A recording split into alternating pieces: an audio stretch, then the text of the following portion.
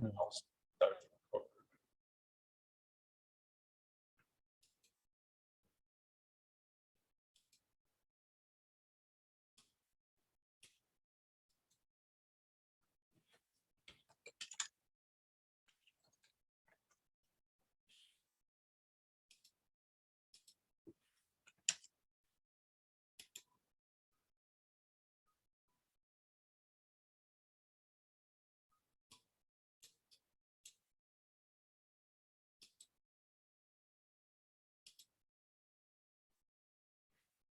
Yep, I see a question there, Michael. Yeah, I don't believe this is a problem. Okay. Like if my math is correct. Can I pause you for about another minute and a half here and just let everyone else catch up, and then Oh, sure. we'll get you to lead us off here. That'd be awesome. Thank you for volunteering to start us off.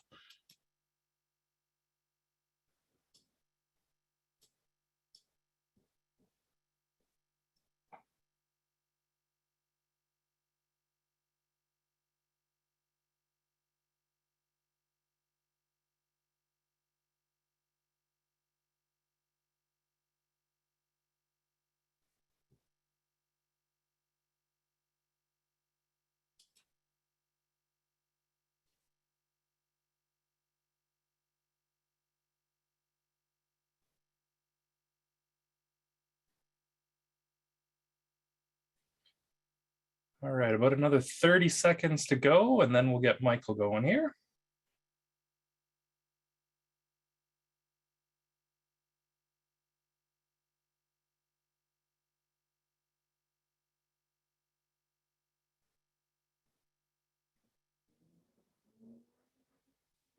All right, Michael, you want to lead us off here? Sure. Yeah, I was saying that it doesn't look like a problem if we take the number of hours that the staff are using on Facebook. Per person, that turns out to be about 7.6 minutes. Mm-hmm. That for a month, that seems very low. Yeah. All right. I don't think they need to fix anything. Anybody else have a different opinion or a different view on that? Quasi. I would take a look at the number of hours. So that's 572 hours. I'd look at that as a loss. I would come on with a estimation of what the salary is. So I'd say it's minimum $20 an hour. So I go 572 times 20, and that would be a loss of $25,000. And then in addition, you'd have the loss due to people switching tasks. So that would be another loss of efficiency. That's the way I would look at it. Yeah. All right, Ruben. It says that it's 270,000 times a month. So that's roughly twice a day per person. Mm-hmm. So if I'm logging into social media twice a day, well, probably there are bigger problems to worry about. Mm-hmm. That's a good argument there. Anybody else? Any thoughts or perspectives on this? Sam? Yeah, I would also kind of question when these acts were occurring and maybe engage with the staff to see what the culture is doing around that. I think that maybe they're logging on during their lunch breaks or near to it, and it's not that big of a deal. It also could be because they're a city staff, they could be engaging with community in some way. Like it could just be a pure waste of time, but I think there's some other factors to consider as well. Mm-hmm. What other kind of factors would you consider? I would look at their quality of life. I would look at the frequency with which it's been occurring, as has already been described, and think that is it a huge issue, and also are there certain individuals who are the worst offenders? And if you can kind of frame that around culture and you can see who's engaging that activity, it's relatively small. The figure is quite high when you look at it from an hourly perspective, but I would be looking at the staff satisfaction, culture, and also who they're engaging with. Yeah, good. Excellent. Allison. I looked at it from a couple of different ways, that similar to what a couple of the speakers have already been doing. I figure with the 2 to 3 times per day that the staff might be logging in, it's quite possible that they're tagging, you know, city council events or things like that, that they could be getting followers and generating media, or generating attention to something that might be useful for the business, so that they could hopefully use this and turn it into a productive thing. So I looked at it, and we do the same thing with our staff who are possibly using their Facebooks to generate business. Yeah, definitely. That's a very good consideration there. And we'll wrap it up with Quasi here. I just wanted to clarify I made some assumptions. There were 2 assumptions. The first thing, it's more to do with the first paragraph, the introductory paragraph, because there was a banning. I made an assumption that that was not an encouraged activity. And the last 3 words, it said instead of working. So that's why I looked at it as purely as from an efficiency point of view, as opposed to taking into account the other perspectives. I just wanted to clarify why I did that. Excellent, excellent. And so that's exactly what you want to be doing here, is what a lot of you have done. Basically start to think about, you know, is this really a problem? You know, we've got 572 hours. That equals about 2 million seconds. We got 4,500 staff. And so 500 seconds, or about 22 seconds per employee per day. So really, you know, each visit's lasting about 8 seconds. So how much time are we really wasting here? And so when we think about these assumptions, it's exactly what you mentioned. You know, you're looking at, well, what is it they're doing with this? Maybe it's related to their job. 270,000 times, maybe not. But as someone else mentioned, are there any worst offenders? You know, is it 5 people that are using 200 hours, or is it evenly spread across the entire environment? And so this is a very good example of a question you might get challenged in front of you there.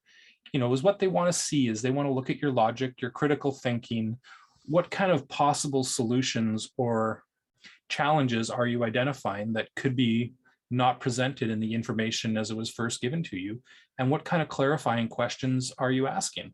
And as someone said there, I need to go out and clarify my assumptions, because you're assuming this is coming from a bad place, or at least that's how the BBC is portraying it. But at the end of the day, if you just look at these kind of numbers, it's probably not that big of a deal.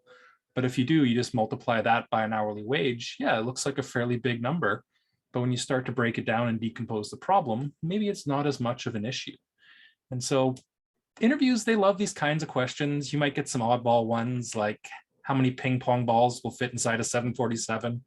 That's kind of a classic example. What's the value of the compact fluorescent light bulb market in the United States for households? Those are the kind of things you can expect to hear or see in a traditional case type interview, as they don't really care about the answer. They want to know what's the thinking and the logic behind it. And so pretty much every week I'll be asking a few of these questions at least once or twice here, and you'll be faced with these kind of things in your interviews as well. As you're working through the problems, you'll have to make these kind of assumptions. And so never worry about having the wrong answer. It's more about why did you come up with the answer you did? Because at the end of the day, the interviewer is not looking for a specific answer to a problem.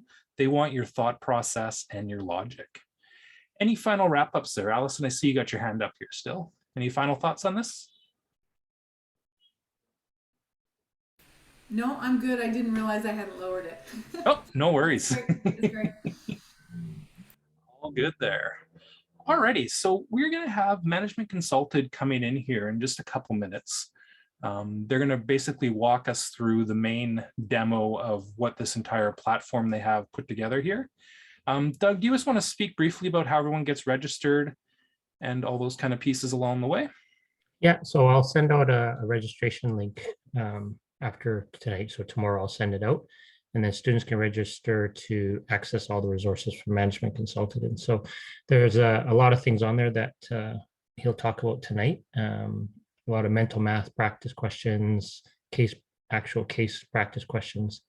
Who is it? Our guest speaker from the intro session he had talked about different resources. So this is one of the resources that is going to be beneficial for a lot of students to access. So when a man just popped in. Yeah, so in just a second here, we'll turn the floor over to him here, but I do highly recommend using this platform. There is a ton of very valuable information in there for you. It's everything from company specific pieces, but I won't steal the man's thunder here. And yeah, is there any kind of first questions here before we get started on the management consultant piece here?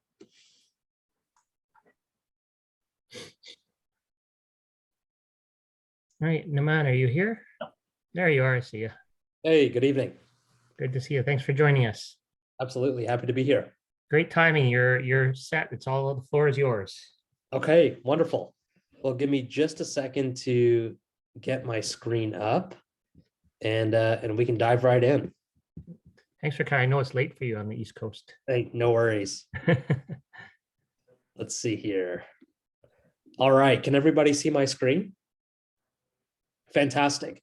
Well, my name is Naman. I'm the COO of Management Consulted. Really, really excited to be here to walk you through our platform today here for the next 20 to 30 minutes. I'll stop at kind of opportune times and take questions on the resources. And then I'll also try and save a few minutes at the end to take your questions as well about the resources and just about consulting in general, if you have those. I know you've got great resources here in Matt and Doug to answer those questions as well. So I'll try and focus our conversation on the platform itself before we open it up for broader questions. When you log in, this is kind of the home page, and this opens up our whole world to you. So let me give you an overview of everything that you have access to. You've got access to 9 video courses that guide you through the recruiting process. All the way from CVs and cover letters and networking through to behavioral interviews, through to case interviews, and then finally ending with Excel and PowerPoint skills. Our goal is not just to help you get the job, it's to help you become a top performer when you get into consulting or wherever else you're going.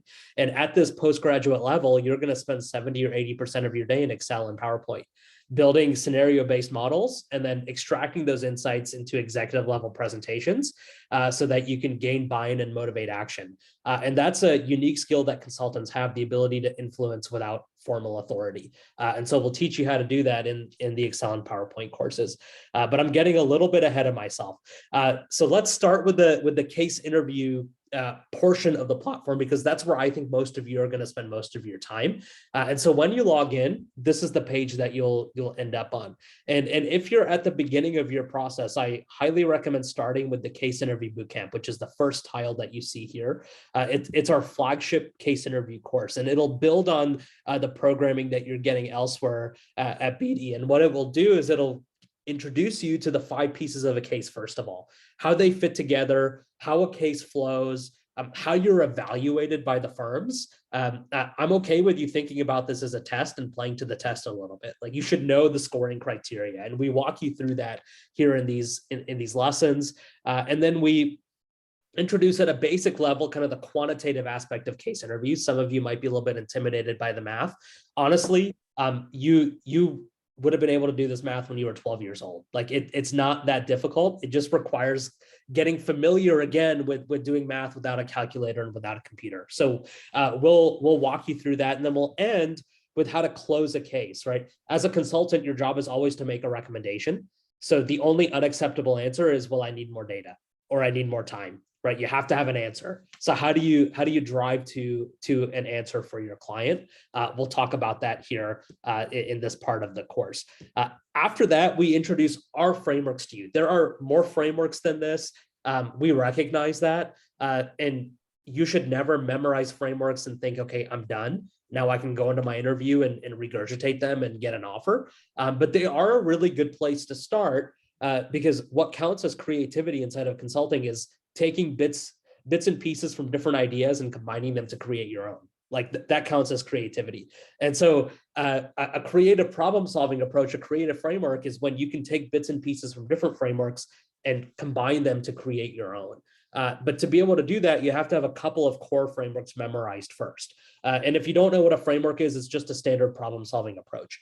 And so our four are market sizing, profitability, market study, and M&A. We feel like these cover at least 80% of business problems between the four of them.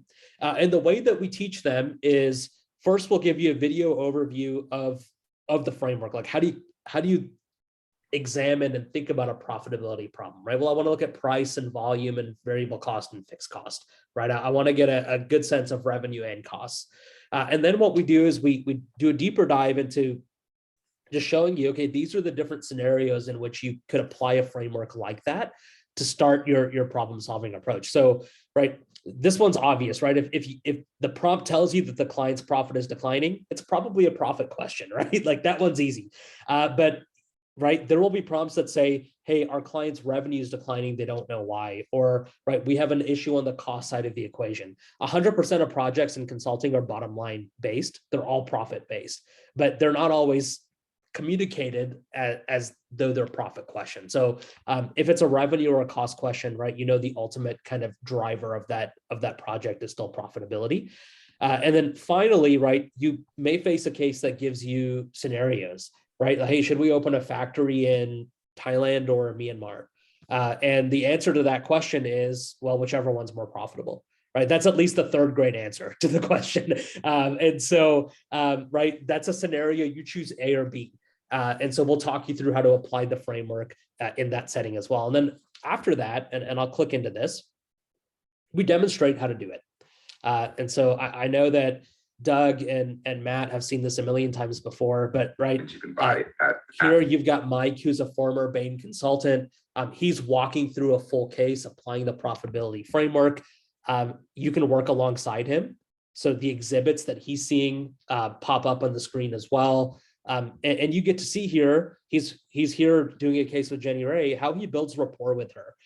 Right, like how much small talk is acceptable? Like, how can you make a joke or can you not make a joke? What do you write down on your paper? Right, and I'll just give you a hint. Right, like interviewers are looking for real people. Right, who can I work with for 14 hours a day? Who am I okay being stuck in an airport with? I'm not looking for a robot. And so like, I'm looking for smart people, but I'm also looking for personable people. And you'll get a sense of what that balance is like and how to strike that balance inside of an interview by watching some of these walkthroughs. You just get to be a fly on the wall. And so I'd highly recommend at the beginning of your process, internalizing a couple of these. And that's how each module is structured, right? An overview, and then we go through and we talk to you about the different business scenarios in which you can apply that framework, and then we give you an example of how it's done. So if you're, again, at the beginning of your case interview process, this course is a great place to start and just get some sound theory and some just understanding of how the entirety of the process works. And then there's additional examples down here. If you're still struggling with the frameworks and you're like, hey, I don't have 40 minutes to watch a full case walkthrough, we've just broken out the framework part of the case into 10-minute videos so you can watch. And then there are more full case walkthroughs down here. The benefit to these additional videos is we actually got smarter and we panned the camera to our consultant's paper so you could actually see what we were writing. How do we structure our notes? Do we use issue trees or buckets? Right? Like, do we use shorthand or not? Right? Some of those things are just better caught than taught. And you can just get a sense of how we actually structure our approach on paper, and then what we communicate verbally and what we don't. So all of that's available for you in these walkthrough videos. Once you've gone through this case, or if you already have the equivalent level of understanding and experience from the other programming that you've done, you're ready to start doing practice cases. And if you scroll down here, practice cases, here they are. And so there are two kinds of practice cases you have available to you. There are kind of the standard ones and the chatbot ones. And I'll talk through the standard ones first because this is going to apply to more of you. So if you click through here and hit start, there are 500 cases inside of this library. You don't have to do anywhere near 500 to be ready. But the reason that there are 500 is so that you can choose which cases are going to be most applicable for you. So if I know I have an interview at Deloitte, I can go through and I can filter by Deloitte style cases.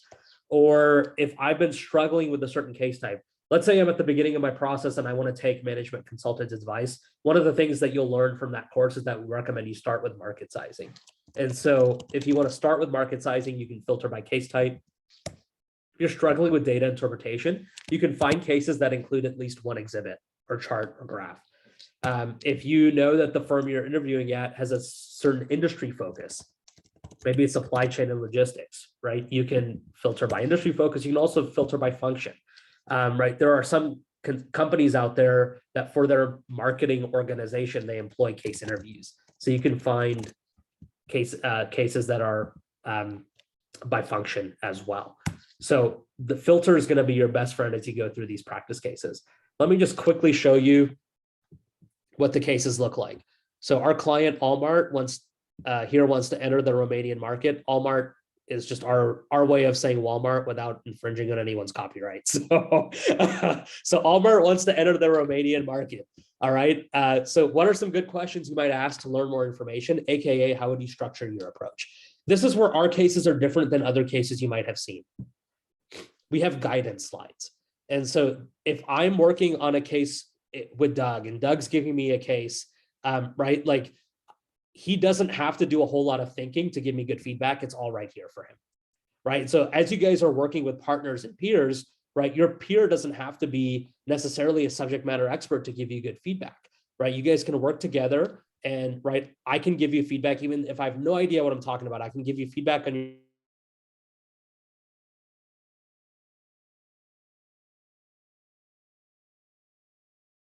myself and figure out where I'm strong and where I'm not. So you'll see these guidance slides interspersed throughout the cases for that reason. Same thing here with the structure. If I'm giving Doug a case and I'm just like terrible at giving feedback or I have no idea what I'm talking about, it doesn't matter, right? Like I've got this here to give him good feedback and it's not a waste of his time. And then after that, right, if you're working with a partner here, I would have told you, you've got about 2 minutes to build your structure, to build your framework. And then, okay, here's a sample. So again, if you're working by yourself, this can be really helpful to just see if you're on track or not. And this would get you through a round one, right? It's pretty basic. Like, hey, here's what I'd want to look at inside the company. Here's what I'd want to look at outside the company. But it gets the job done at a high level. A little bit more robust example here. Okay, now I've split up internal and external into like more defined segments. I'd want to look at, yes, our company capabilities, but I also want to look at our customers. I'd want to look at our competitors. And then I want to look at some other considerations as well. And if you read these are really market focused. And so this is a little bit more of a built out framework. And then the cases will just guide you through the different pieces. So there are math pieces. Here we want you to compute the total market size. If you get the math right, you figure out, wow, this is a pretty huge market, $5 billion a year. But that's not the answer. The answer is when you can combine the right numerical answer with the right business insight. Right, that's when you're done. And so don't get super happy because you get the math right. That's table stakes. The next step is telling me what the numbers mean. And really there are 3 levels of insight here. First level of insight is, holy cow, this is a big market. Okay, great. Like I feel like my 2-year-old nephew can tell me that. So like, what's next? Okay, well, how much of this market can we realistically capture, right? And I know that the initial prompt talked about profitability. We don't know enough yet to translate this into profit. So I'd want to look at X, Y, and Z, right? And so give me some context for the number is really what I'm asking you for. Okay, great. Let's determine how much share we can capture in this market. If you do the math right, you figure out, okay, we can capture about $240 million. Again, tell me what it means. That's what I really want from you. Because I'm trying to picture you in front of a client. And if you just give a client a number without any type of context, they're going to be confused. So this is really a proxy for that. Right, okay, so now this is the creative part of the case, the qualitative part. So I'm not gonna ask you to do math, but I am gonna ask you to brainstorm. And so here I'm gonna ask you to brainstorm specific cost categories for this client. And what a lot of students and a lot of candidates do is they're like, I have a million good ideas. And you just start like rapid fire shooting them at me like this. And that's okay, they're not bad ideas. But what more advanced candidates do is they bring structure even to their creativity. And so, right, you say, hey, yep, I came up with a handful of cost categories. And the way I'm thinking about them is there are some that come under the fixed cost category and some under variable cost. Under fixed cost, we've got this, this, and this. Under variable cost, we've got this, this, and this. And that just helps your interviewer just jive with what you're communicating. and make sure that they're not getting lost in your answer. And so, right, if you start at level 1, that's fine, but push yourself to get to level 2, even in your qualitative answers. All right, this is a pretty long case. Here's another math question. Here's an exhibit. Here's some additional information. If you plug the numbers in correctly and do the math, right, you figure out, wow, okay, it costs a third less to run a store in Romania as opposed to the US. Tell me what it means. And then final recommendation. Honestly, you could go, I feel like you could go either way here. If you told me not to enter the Romanian market, you could defend that to me and I could give you an offer. If you told me to enter the market, same thing. You could defend that to me and I could give you an offer. I think it's more justifiable in this case to enter the market. And here's why. Right, there's sizable revenues, right? Even if we just capture 5% of this market, it's $240 million a year. And we have a lower cost structure than our existing operations in the US. Sizable revenue plus lower cost structure equals profitability. That's what you said you wanted in the initial prompt, right? But there are some things that we still need to look at. Is it reasonable that we would capture that percentage of the market? We haven't reviewed total profitability yet. We don't have a go-to-market plan. We haven't looked at the regulatory environment. We haven't looked at supply. Like, there are a lot of things we haven't looked at, but based on what we looked at today, I would recommend entering the market. And so that's how you end a case. And so each case will have this kind of final recommendation slide to guide you through that piece as well. And again, you get the scoring criteria here at the bottom. All right, let me go back to the dashboard. So if you click my account here in the upper right-hand corner, it'll take you back to the home page. So let's say you've done a handful of these cases and you're like, okay, there are pieces of the case that I struggle with more than others, right? Let's say that's structure for you. You can come up to the structure drills. All right, here's a prompt, just as long as what you'll see in an actual interview, right? Digest it and come up with a framework. This is just a good way to give yourself reps, right? And you can hit submit, and what'll happen is you can compare your work to ours. I won't hit submit right now because some of you are going to do this, and I don't want to give the answer away. But if you hit submit, it'll just populate right here. And you can just see what kind of good looks like in response to this prompt. If you want to challenge yourself and push yourself a little bit, go to the video drills. This is where we simulate the interview environment a little bit more. How do we do that? We deliver the prompt verbally. So all of that information, there's 6 paragraphs you just read. You don't get to read that in the actual interview. You have to capture the information audibly. And so here we read you a prompt with all of that data. And then we give you 2 minutes to build your framework or your structure. And inside of the interview, it should really take you only about 2 minutes to do this. So you get to build this internal timer that you'll need by doing these drills. Once the 2 minutes is up, a really obnoxious bell will go off. And then you'll know that time's up and you can, again, compare your work to ours. And then we also have a video here where we walk you through our thought process. Here's why we developed the framework that we did. So if you're interested in understanding the thought process behind what we did, you can watch the short video here. And then that same kind of structure holds through across the other categories as well. If you struggled with the qualitative piece of that case we walked through, right? The brainstorming, those cost categories. If that's difficult for you, come to the brainstorming drills and we've got videos there that you can just use to practice.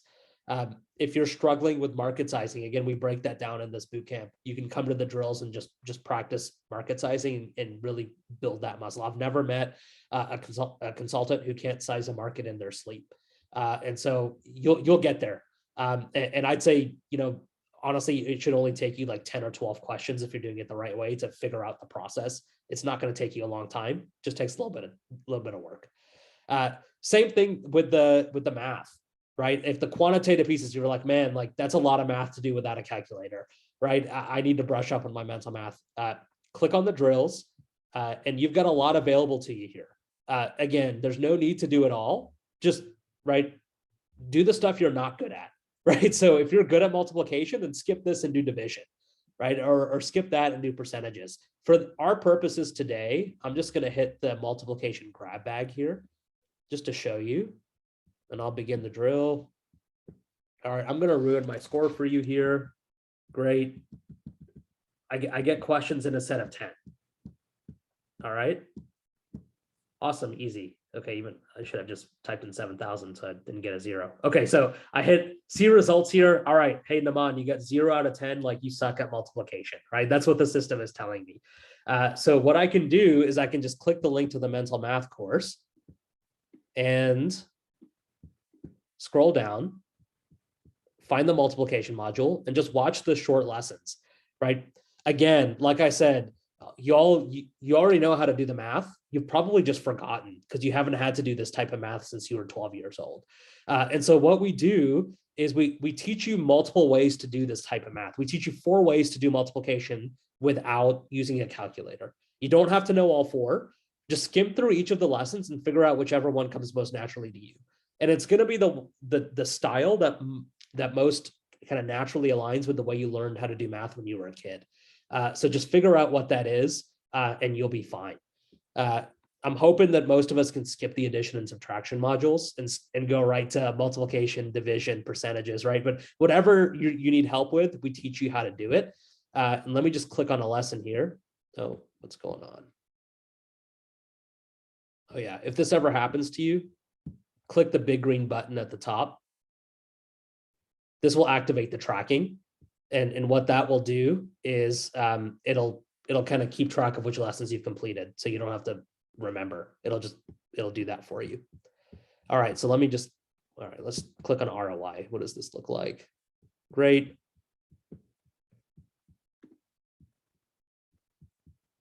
See if one of the things that's complicated. So the only thing I wanted to show you here is that we don't just like talk numbers at you. We actually show you how to do it, because it can be confusing just to have a million numbers flying at your face. So each lesson kind of has a camera panned on the paper, and we actually break down, here's how the math works. Like we're teaching you how to do it so you understand it. And when you understand it, you can take that into an interview context. All right, let me click back here. So again, if I go to my account, that'll take me back to the homepage.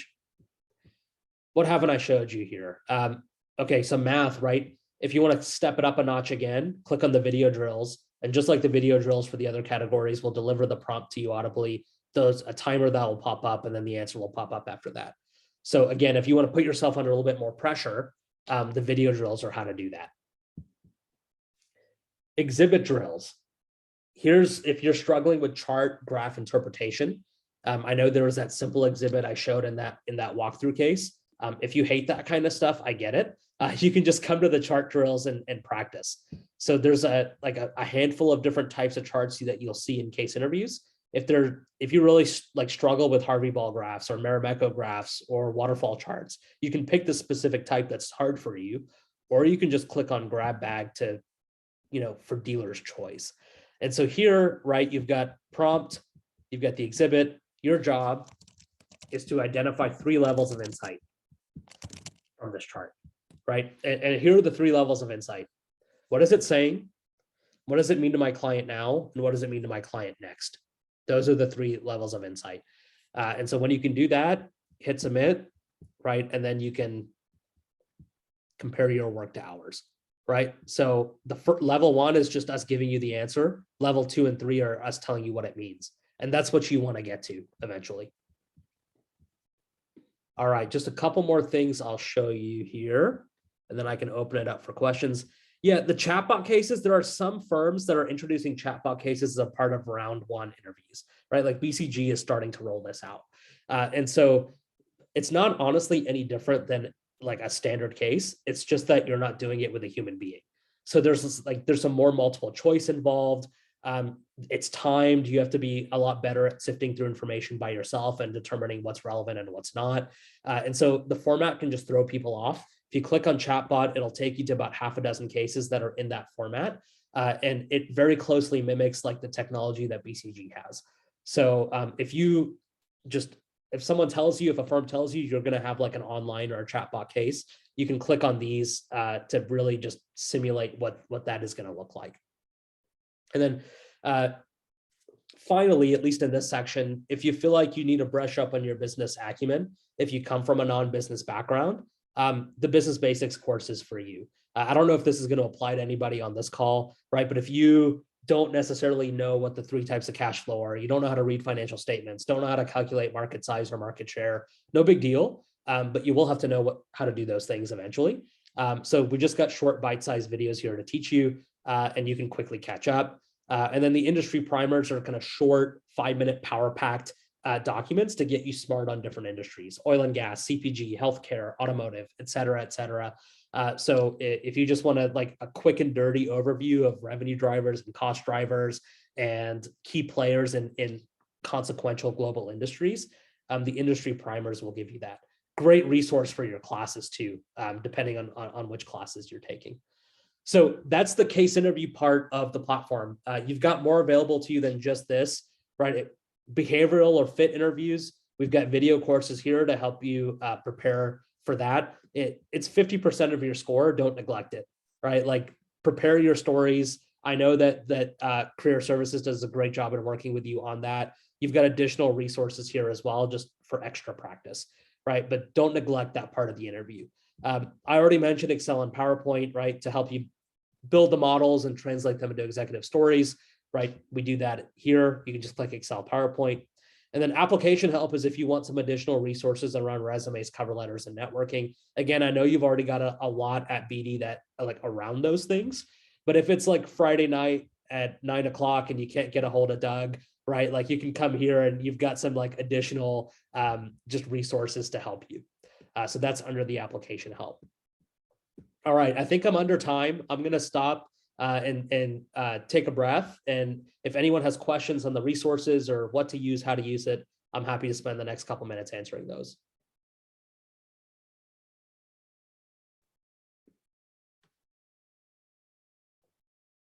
Yeah, Ruben, I see you got your hand raised. Just go ahead and unmute yourself if that's okay. Cool, thank you. Yeah. Yeah, I just wanted to, it's a more of a quick question. Can you access the resources more than once? Same Yes, one? Like, can absolutely. I access the same case? Okay. 100%. You've got unlimited access to everything. Shirvani? Hi, I had two questions. One was, till what time frame do we have access to all these case interviews? And second, on an average, how many case interviews should we practice before we give like a first interview? Thank you. Yeah, good questions. I'll answer the first one first. You have access right now, I think, Doug, correct me if I'm wrong, I think it's through November, and we've been long-term partners of SFU and Beedie, and like the school has continued to renew access every year. So I wouldn't be worried about you losing your access. If you guys use it, the school will continue to extend access. If you don't use it, then they probably won't. So if you like the resources, if you find them helpful, use them. And the school pays really close attention to usage. And if you're finding it helpful, then they do everything they can to extend access. So I wouldn't worry about it expiring on you. I would just move forward under the assumption that you'll continue to have access. Now, your second question was around how many cases you should do. And that's a dangerous question because the answer is different for all of you, right? Like some of you will be ready after 30 cases and some of you won't be ready after 100 cases, right? Like everyone's at a different starting point. Everyone's preparing for different firms. And everyone learns differently. So it's dangerous for me to give you a number because while it might be the right number for you, it's going to be the wrong number for someone else on this call. You're ready when someone who knows what they're talking about tells you that you're ready. So go through the curriculum, do the practice cases, and then go have a meeting with someone like Doug or Matt inside in career development and get them to tell you that you're ready. That's really what it's going to come down to. But I would plan to do like a minimum of 20 to 30 cases. I don't think anybody can really get ready in fewer than that. Okay, thank you. Yep, you're welcome. Yeah, Sam, go ahead.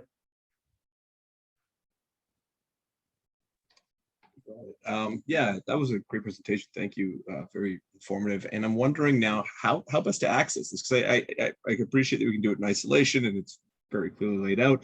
But in terms of doing this within our cohort and collaborating on this, like, do you have any suggestions for how, like, groups of 4 or how to tackle this?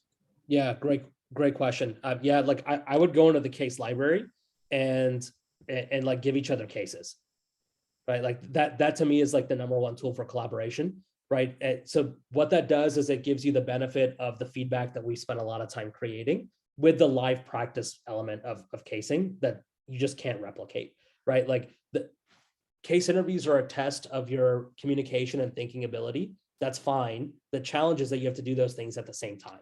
You have to think and talk simultaneously.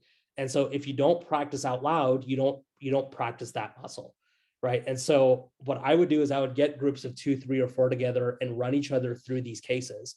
And because there's 500 of them, you'll never exhaust the possibilities, and give each other feedback from the guidance that's included. And then tell your partner, here's one thing you can improve on for next time, right? So you can give them feedback on each part of the case, but say, you know what, like next time I just want you to focus on structure, or next time I just want you to focus on math, and give them kind of actionable pieces of feedback that are digestible. And you guys can just continue to improve that way. That would be my number one recommendation for how to use this in a collaborative environment. Everything else is pretty self-paced, and it's there for you to kind of jump in when you want and when you need. That's great, thanks.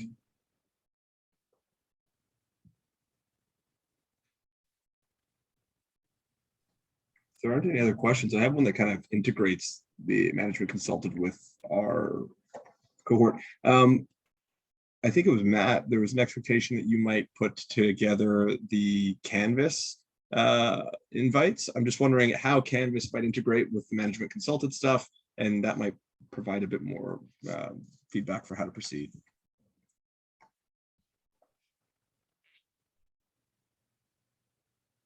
Matt, yeah. Every week here, I will be assigning everybody a specific case.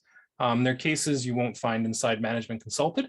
So I'm trying to give you some extra resources that aren't there. And so we're not just duplicating the effort you can do within Management Consulted. So they will be run, they're separate platforms, but I will have a link to Management Consulted inside there. There will be some other resources that give you complementary information, or links to some of the consulting firms that you can probably already find inside here as well. And it's basically the homepage, but primarily through the Canvas shell that will be used to share all the notes that I'll be giving you, plus all your cases and who you're paired up with each week, so that you have your in-class session practice buddy, basically. So every week starting in for the last 5 sessions there, you will be doing an interview with someone you'll be paired up with in the class here. So yeah, you'll have to prepare for that. Okay, good to know. And we shouldn't have been on the Canvas access yet, a bit early for that, yet. I guess. Okay, great. Not trying to push it, just checking in. It's a great question.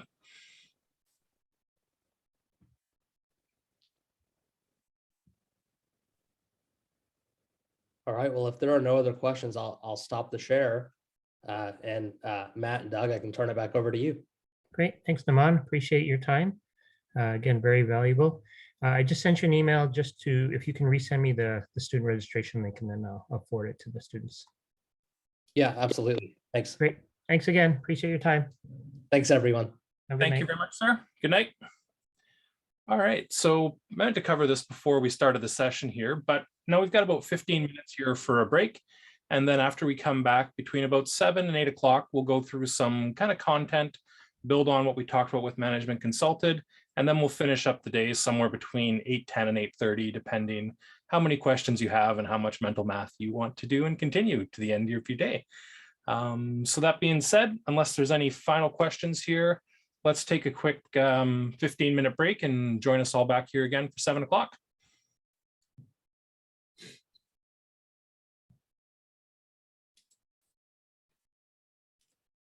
No questions. All right. We'll see you all back here at 7 o'clock.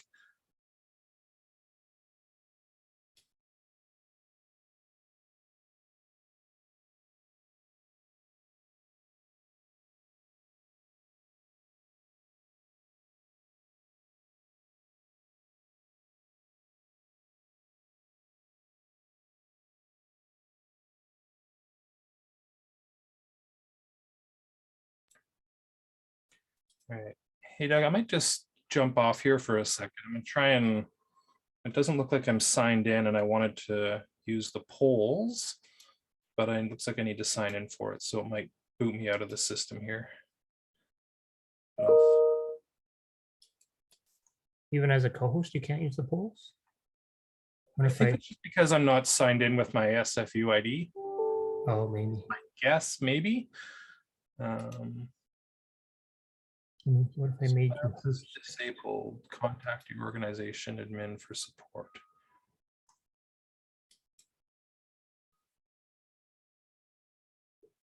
Do you have access to polls or?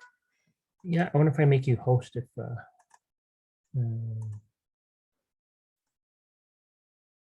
would that work?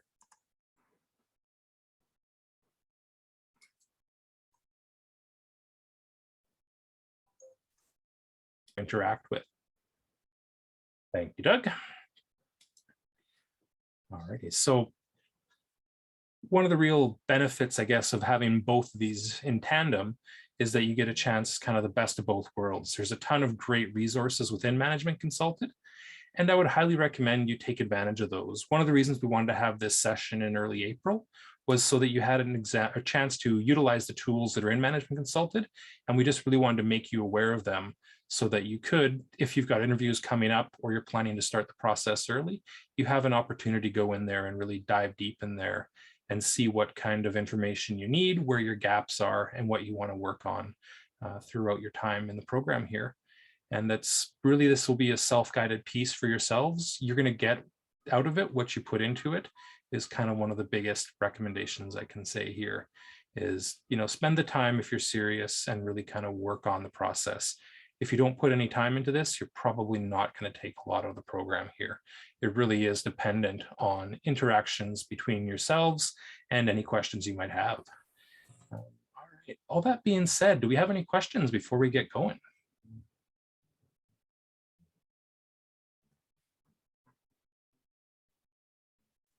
All right, we look pretty good. No questions yet.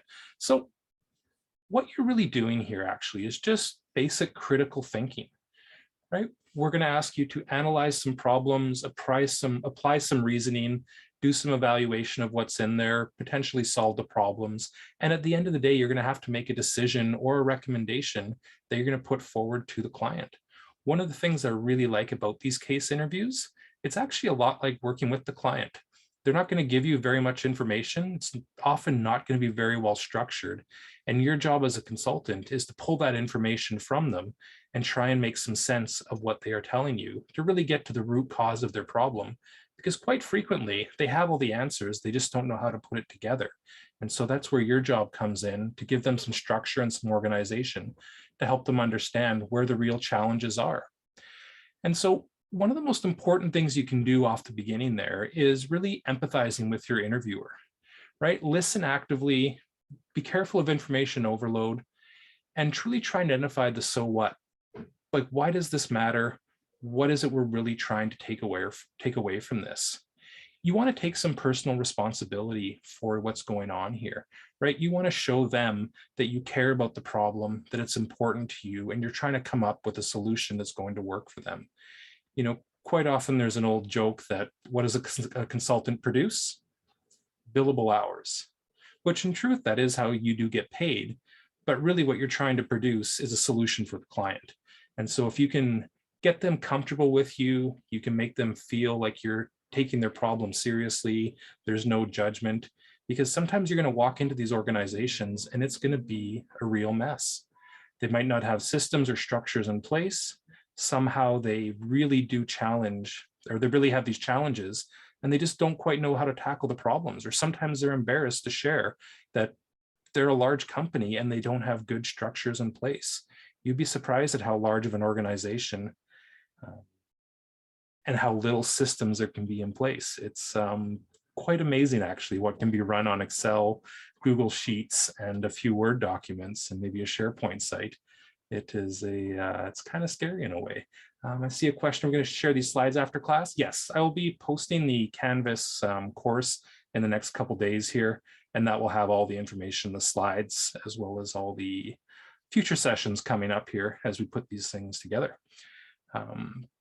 So really, I've had clients ask me before, you know, they're explaining their problems and they're like, you don't look shocked. And I just kind of said to her, you know, no, not really. You know, I've seen a lot of problems, and it's not about, you know, passing judgment or seeing it's just a challenge and how do we make things better for you? And so really you want to take on that role, make them feel comfortable. An important thing you can learn to do is to ask clear and concise questions, right? Try and really get down to the heart of what their need is and be specific. So one of the important things you can do in engagement is clarify the scope or what it is you're here to do. You can often think about it as the old 5 W's and an how, right? If you can try and clarify it into one sentence, we are here to address X today, right? Making sure everyone's on the same page. And at the end of the day, you'll need to come up with an answer. As Naaman mentioned in his sample videos, they show you how to track and collect data. I've got a couple other videos can show you as well. Similar idea, just what kind of information you want to write down as you're going through the case.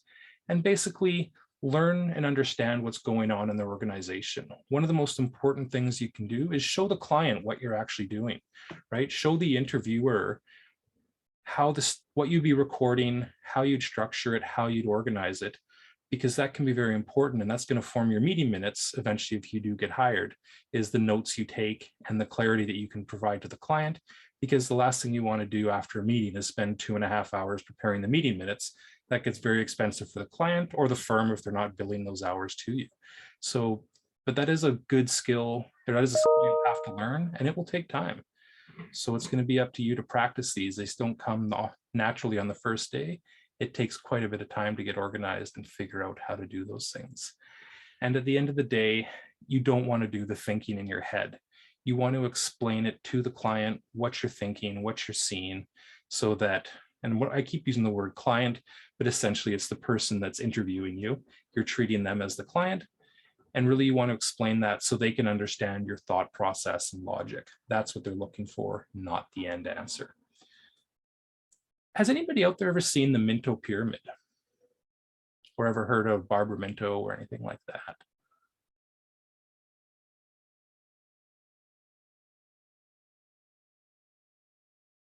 No? I always have the book handy here. It's just up on a shelf above me here.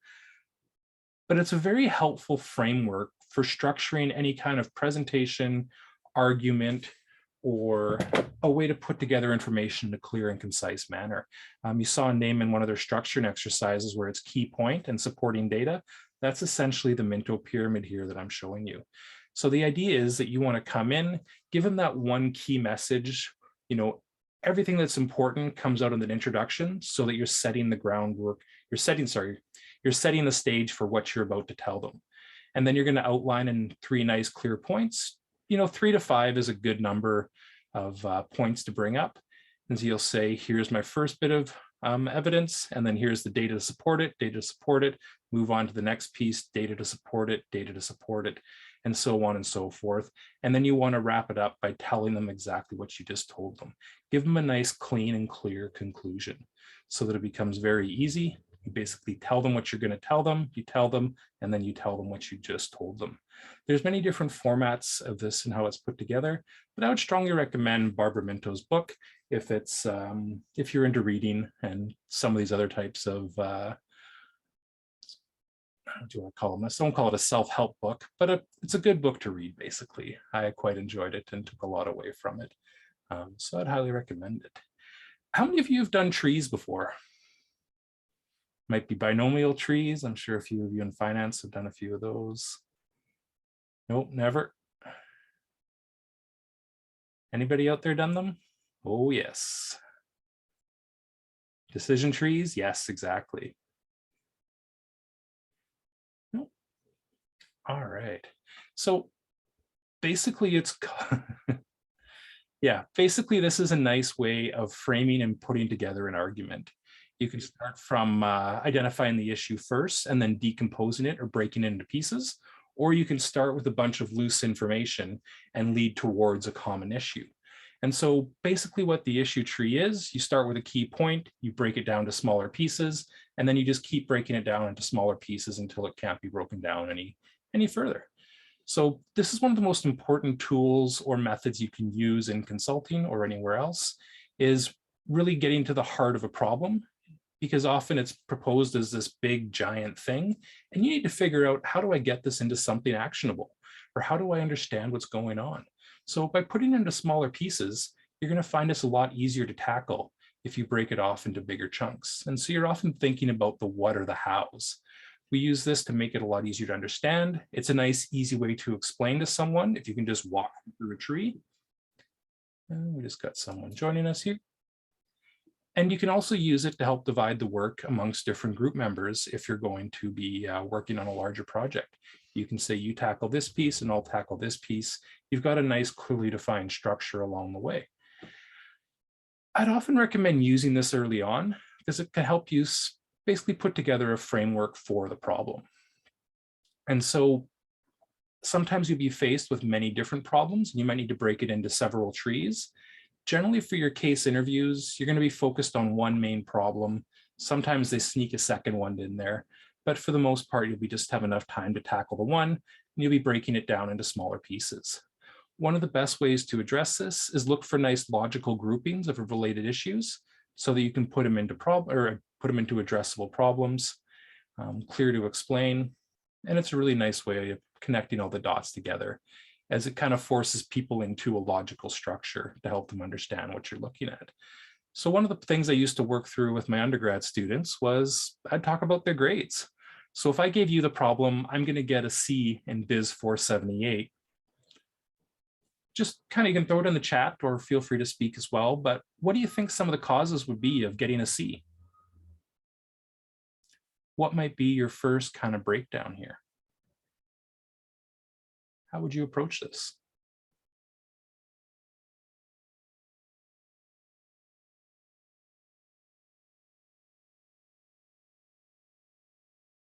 Your curriculum study strategy? Yep, not studying enough. Time available. Time management. Study more to cover up. Lack effort, lack understanding. Yeah. Relative, or is it a relative or absolute grade? You mean in terms of it's being scaled?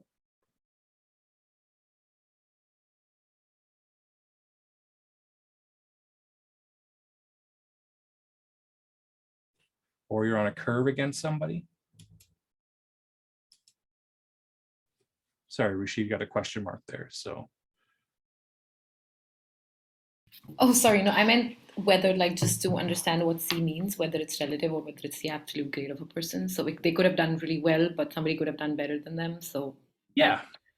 Or just, sorry about the question. No, that's a great clarifying question.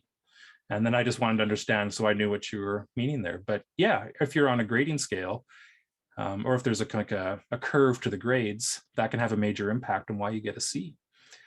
So my first step here was to look at, well, what are the components of my grade? How do I get a C? Well, usually it's based on marks. And so I did kind of a green, red, yellow thing here. They were great at their case solving pieces, but they were doing quite poorly on the assignment. And the midterm seemed to go okay, but maybe that wasn't the real thing there. And so your next step here is what many of you identified, right? They're not doing the readings, they're not doing well on formatting, and they fail to apply the concept of so what. So they're not explaining to me why it is what they're telling me is important. And so that becomes my next step down for low assignment scores. So we're just trying to break out this problem into smaller pieces. And so when we talked about looking at their not doing the readings, well, turns out they were a little bit lazy, they don't have the course outline, and it was too much effort for limited time available. On this side, they're not reading the requirements, and the instructor's not made a convincing argument about why it's important, and they don't understand what the concept of so what means. So when you start to break it down here, they're not putting the time in, as someone mentioned. They're not looking at the requirements of the assignments, and they really don't understand some of the course material. And so if I was to develop some solutions, what might you propose to this student?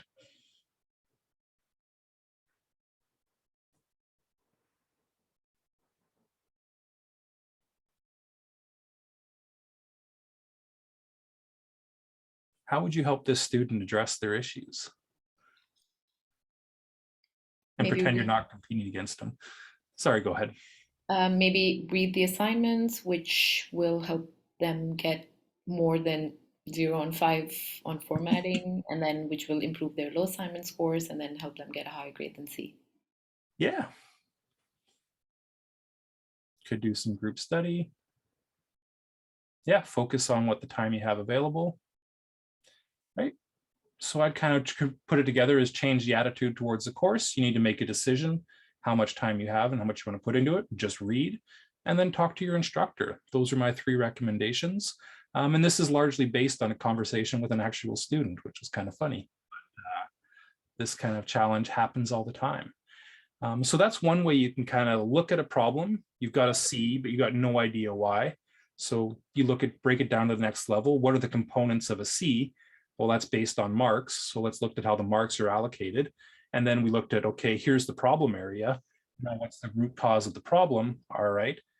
And now we can propose some solutions that they can go to become actionable and addressable. And it's a fairly nice, clean and easy format to follow. Other times, this will be a case you probably haven't read, but you'll get a bunch of symptoms of a problem, and you need to come together with what is the actual problem itself. Like, what's the big, hairy issue that's sitting out there for the organization? So in this case, this is Cathay Pacific Catering. They do all the catering in Hong Kong for a variety of airlines, and LCCs are low-cost carriers. So one of the big challenges for them is they were having some revenue issues. The low-cost carriers were not offering meals, so there's fewer meals being offered. The interlines, which is their connecting partners, they were looking for a global network, so they were looking for an organization with a bigger scale that could provide meals across many different hubs rather than just in Hong Kong. And the mainline carriers started charging for meal. People don't want to pay very much for airline food, so that's going to lead to lower demand. And then there's some great food options in the airport itself, so people to bring food on board rather than dealing with the junky airline food. So this gave us a couple problems. One, it got decreasing volume from non-Cathay Pacific because this is their different partners are no longer buying food. And then they've got decreasing demand because people are not willing to pay for the food or they're finding other options. And this is leading to decreasing revenue. So sometimes you have a bunch of symptoms and you've got to come together and figure out what is the big problem going on and how can we put this together in a different structure or format here. And so at the end of the day, what it's telling us is we've got decreasing volume, decreasing demand. They need to really look at how they can diversify into a different market if the airline industry doesn't change around, because that's a major challenge for them going forward. All right, any kind of questions on this basic structuring approach here? Or does that seem pretty clear, maybe useful or not useful? Yeah, go ahead, Ruben. Yeah, I was just wondering, like, is there some kind of a framework that works as a matrix form where you show a chart or a table like crossing different options according to a different situation, like different alternatives, like crossing them by scenario? Or if that even makes sense. This might be something you could do in kind of a Minto pyramid almost here, where you've got kind of issue 1 with your supporting, and here's how we'll address it, issue 2 supporting. That might be an approach you can take there. There's a lot of different ways you can put these together. Trees are one of them. It can get a little harder to explain if you've got like this cross matrix of ideas. And so you really got to kind of think and practice a little bit more on what's the best way to approach that.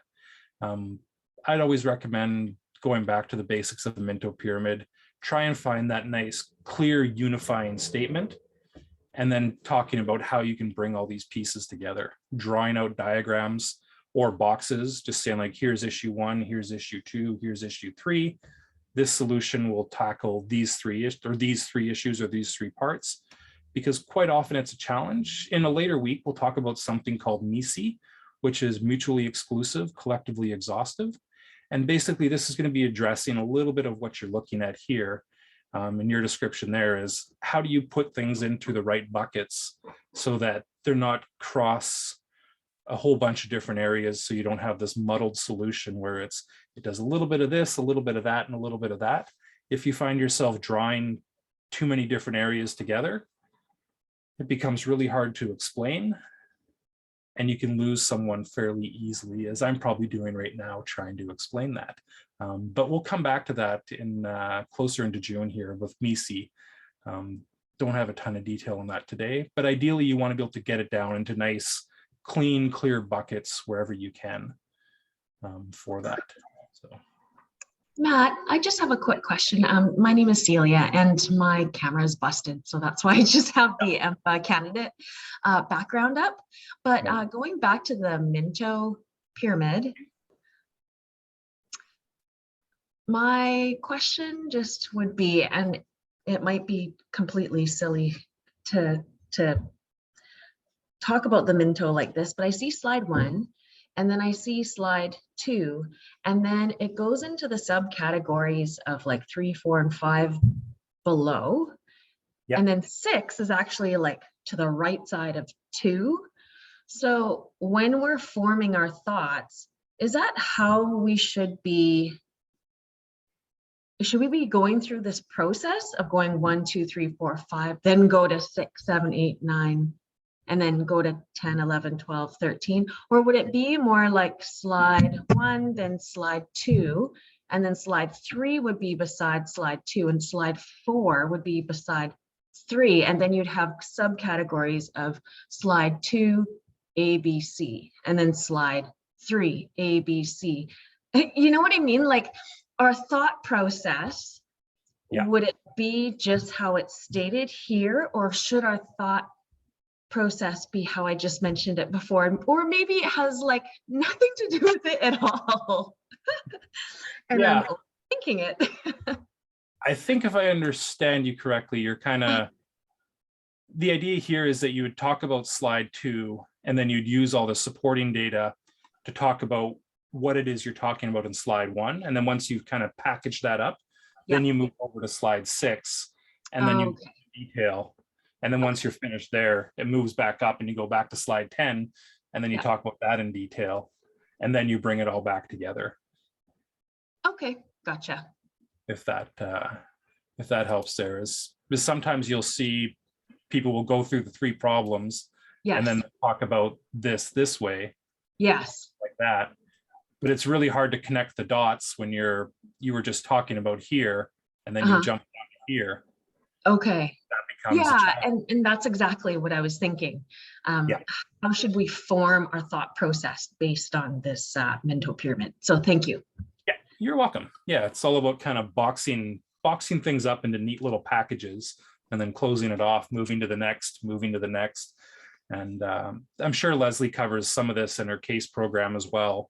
They would probably be using a similar structure or format to this here. So that's quite common. Let me clear off all this. Clear all drawings. There we go. Alrighty. So that's kind of an intro primer to structuring here. We'll get more into that in a bit later in a few other sessions here. But to talk about the interviews next here, there's 2 kind of main types of interviews we'll be looking at here. One is the interviewee led. So this is where you're out there to ask the questions, trying to figure out what's going on. And the interviewer led is more of where someone is really, it's more traditional interview where they're asking you questions and you answer them, basically. So the interviewee led is probably a little more common. And that's really what they're trying to test you on, is your ability to work with the client and extract useful information, then come up with a conclusion and a recommendation. And so you'll see this probably most often, but they do sometimes use a more traditional format as well. And so on the interviewee-led piece here, you're really being tasked with trying to understand the problem. Have many of you worked in kind of a project management role before?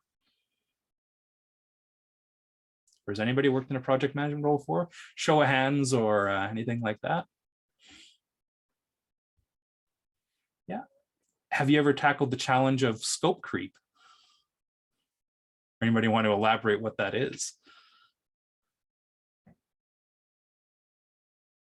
Or misaligned scope? You're thinking one thing and the client's thinking the other. This is Kwesi. Oh, sorry, was that a question? Was I supposed to answer that? Yeah, oh, okay. please. Scope creep is typically when you have a set of requirements that you set out to complete as part of a project, and due to lack of control or expectations of the stakeholder, then the requirements that they are looking for are more than what you originally set out, and therefore the budget takes longer to complete, or it results in a cost overrun. Mhm. Yeah.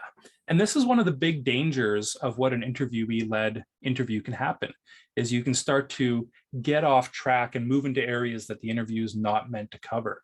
So as an interviewer in an interviewee-led interview, you got to help make sure and rein them in.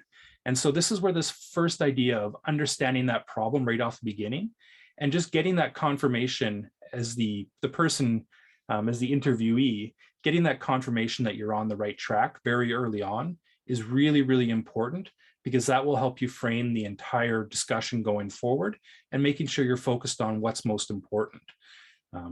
Again, when you get into like a project management type role or you're working as a consultant, that is one of the first things you do in the first meeting is you outline the scope, making sure everyone's on the same page and everything's aligned moving forward. And at this point, then you'll start to outline your structure. You'll start to maybe at this point you get to see yourself, you get a little excited, you start talking about things you're passionate about, showing them that you're interested in the problem and that you're actually taking it seriously. You're going to want to be asking a lot of questions because you are leading the interview. You're going to be out there trying to get as much information as you can. And now the interviewer's job will be to kind of rein you in, because these are fairly short documents and you don't want to get them too far off a task. And so you got to be really careful of that. And then your last piece to really think about is how you organize the data and what kind of conclusions you can draw from it. Sometimes you'll be giving exhibits, and quite often those exhibits are purposely designed to be very poor and not very informative. So you need to ask clarifying questions or really try to understand what this exhibit is telling you, because they're trying to test you on exactly what kind of information can you draw from it and what kind of questions you'll ask to make sure you understand. These are really important pieces there. And then on the more interviewer-led kind of interview, they're just going to be asking the traditional questions back and forth. You can ask some clarifying questions of their, which is always a good idea to do. Sometimes if you get stuck in an interview, they ask you a tough question, just ask them back the same question in a bit of a different format to make sure, A, you understand, you're clarifying the question, but that also gives your brain a few extra moments to process what's going on. If you do that too many times, it might not look as good because they can see you not really understanding what they're trying to get across to you, but you can use that as a bit of a trick for a few times to help you understand what they're really trying to do and give your brain a little bit more time to think.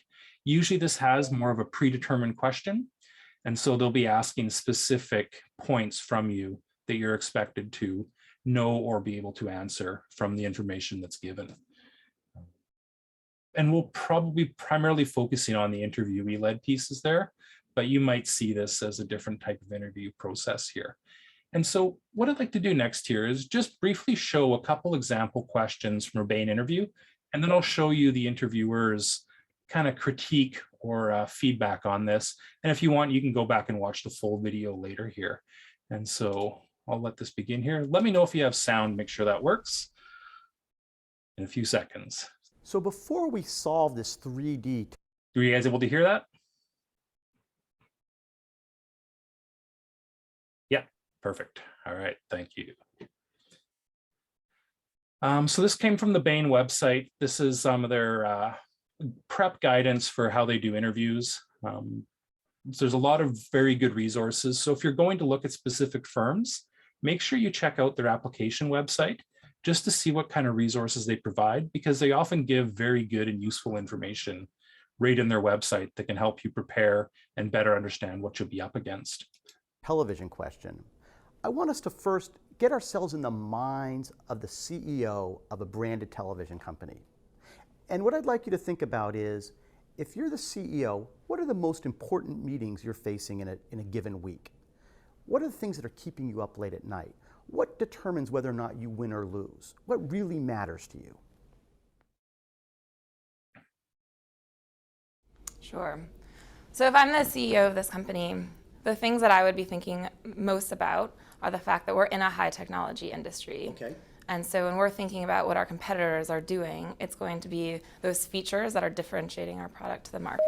Yes. And so what would be keeping me up at night, I think, as CEO, would be the technology features, Yes. what we can add from the engineering side to really differentiate our products from what the competitors are doing on the market. So what did you think of that answer? Good, bad, mediocre? Any specific comments?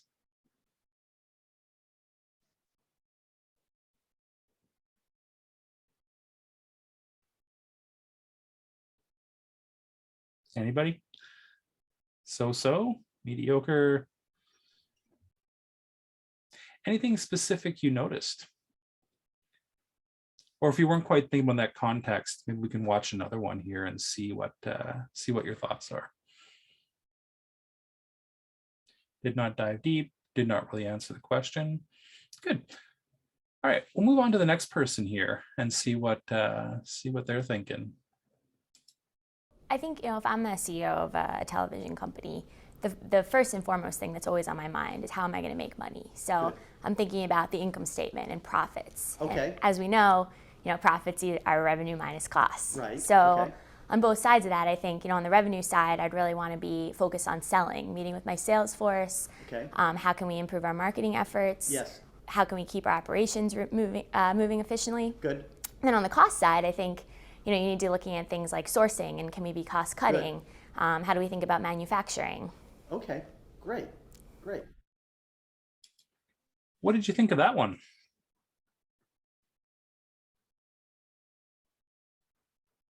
Better? What was better, or what did you like about it?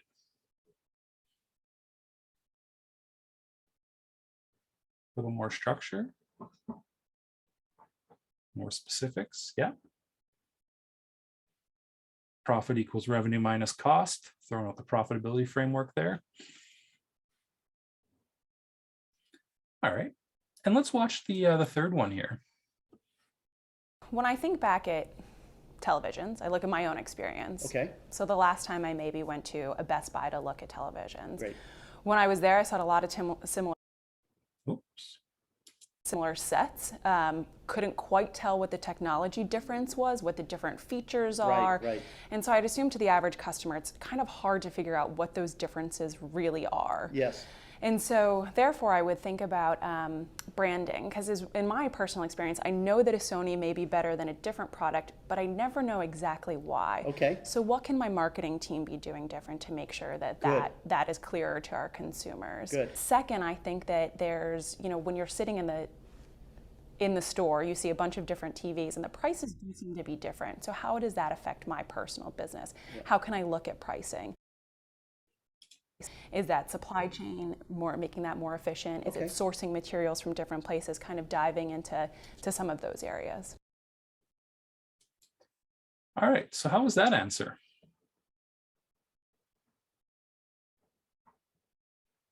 Focus on marketing, yeah.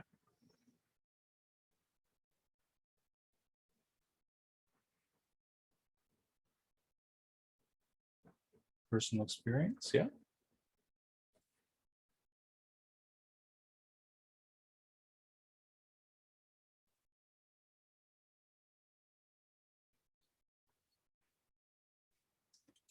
All three of these answers are very strong, and clearly these candidates are articulate. But the best answer is number 3, Kristen. We like her answer because it's not a canned answer. She's actually taken the television market and put it in her own experience. She's thought about how it really works. And she recognizes that what matters is branding and cost. That's what differentiates who wins and loses in the TV industry. It explains why people like Sony spend a lot of money paying Peyton Manning to advertise Sonys, and why people believe that Sonys might be better than an RCA. And of course, when you buy a TV, you think about cost, the price. And so focusing on cost structure matters. So Kristen did a nice job of pulling that together. Answer number 1 is also good, Gail's. She talks about it being a high-tech product. And what we like there is she's got to the point of figuring out that there's something that matters. There's something that makes one win versus the other. But unfortunately, in this case, she's chosen the wrong thing. TVs are much less than a high-tech product. They're more like washing machines than they are personal computers when it comes to buying a consumer television set. And so She got the right idea that there's something that differentiates, but she just got the wrong issue. So it's starting to raise a question about business judgment. And then, of course, answer number 2, Jen's answer about profitability and revenues and costs, is just very generic. She articulates it very well, so you almost become convinced that it's the right answer. But in fact, her answer would apply to a donut shop, an auto dealership, or a branded TV manufacturer. We know that she's a polished speaker, but we have good questions at this point about business judgment. So best answer, number 3, Kristen. Yeah, so this is a really nice video because it takes you through a bunch of questions and then gives a critique of the different answers along the way. But you start to see some interesting things that the interviewer is thinking about in terms of how they were presented. So the second answer, when you're looking at this framework, right? You can come across, these frameworks are generally applicable across just about every industry. It doesn't really add a lot of value or insight if that's all you present as the framework. So you need to dive a little bit deeper and go beyond just kind of that textbook knowledge, as you might say, and really kind of bring some experience in there. So what if you didn't get a product like televisions? You know, how would you take the challenge on if someone gave you, I don't know, the size of the adult diaper market in Vancouver? Does anybody have any, you don't have to answer if you have personal experience in that market, but that can be often a challenge as you'll get these things you know nothing about. Any ideas on a strategy you might take? Or what you might do?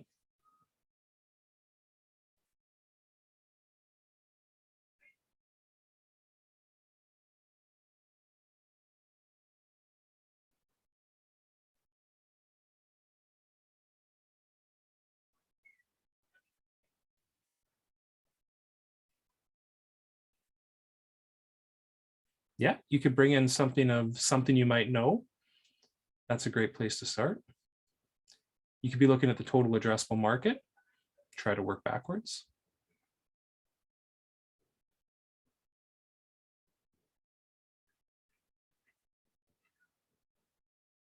You know, we'll go through something called the Fermi method, probably in session 2 or 3 coming forward here, about how you can break down and decompose some of these things into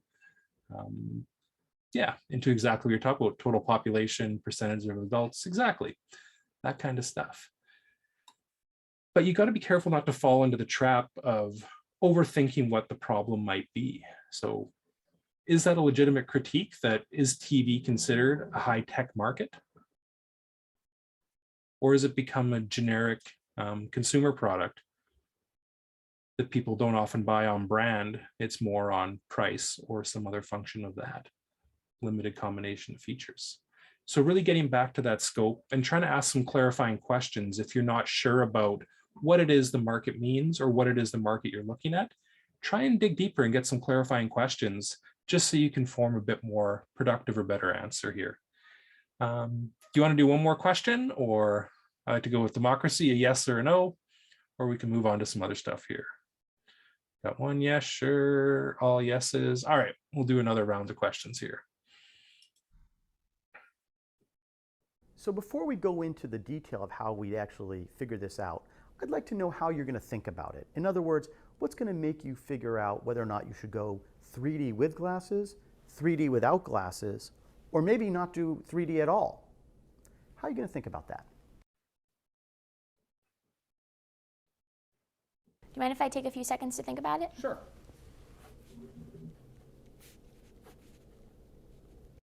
This is a great strategy here if you're not sure or you want to take some time to structure and organize your thoughts. Put some things down on paper, write it out. You know, you don't want to take 5 minutes to think about it, but if you take yourself a minute or 2 to put it all together, that can be a really helpful piece. And then you can come together with a much more thought out and productive piece of information that you can bring to the interviewer, rather than just blurting out the first thing in your mind. As you mentioned, we have 3 options to choose from here. I think I would want to understand, it's almost a what do you have to believe question. There's a couple of things that I want to look at, and I think you need to think about which option is going to be sort of the best in this what do you have to believe question. Right. So the first thing is just investment. You'd mentioned that each option sort of has different investment criteria. So I'd really want to understand, which of the options actually has the highest ROI and return on investment. Okay. The second, I think, is looking at the competitive marketplace. And I'd really want to understand sort of how the competitors are going to react and which of the options might have the best sort of competitive reaction for my business. Okay. The third, I think, that I'd want to look at is my existing business. Okay. So, which of the three options are going to sort of create the least cannibalization on my existing sort of non-3D market. Okay. And then the last, I think, another important thing to look at is just execution. So are we going to be able to execute on this as a company, and which of the options has sort of the least execution risk? What did you think of that answer?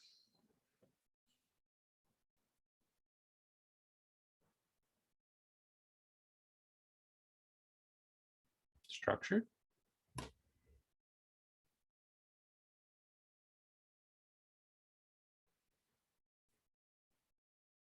All right, pretty good. All right, let's hear the next one. Do you mind if I take a second just to think about this? Sure.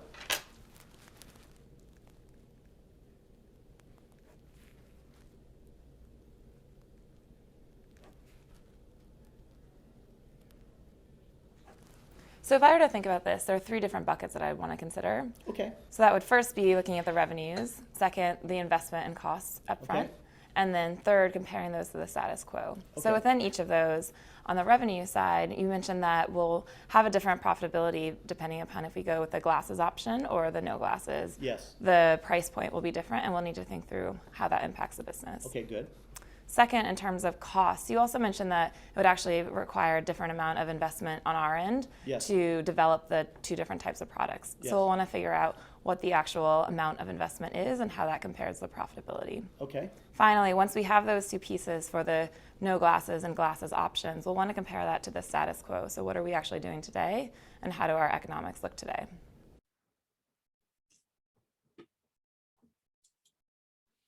All right, how about this one?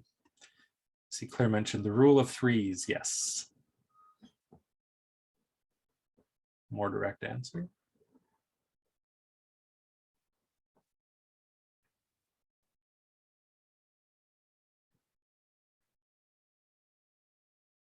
Mm-hmm.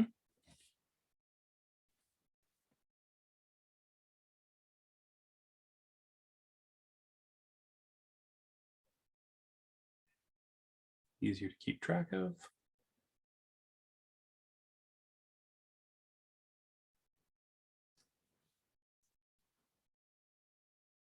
All right, I'll move on to the next one here. Well, in order to sort of believe which is the right way to head, I'd look at four different things. So the first thing I would look at is customers. How are my customers going to accept this new product? Yes. I'd have to imagine that someone would prefer to watch TV without the glasses, but there's a little bit more of doing some research and seeing what our customers are really thinking there. The second thing I would look at is, what are my competitors going to do? How easy is it going to be for them to go to market? What are they going to be thinking about pricing? I think there's a lot of interesting information that could be seen there. Okay. Third, I'd think about cost implications, obviously, sort of how are we going to have to change what materials we're sourcing? What are the R&D costs going to be? Okay. How, just sort of looking at those topics in more details. Good. And then the fourth thing I would think about is kind of, how is this fitting in with my current capabilities? How can I use the processes I already have in place to make this? How is it going to affect my current products that I'm offering? So those are the four things I would look at.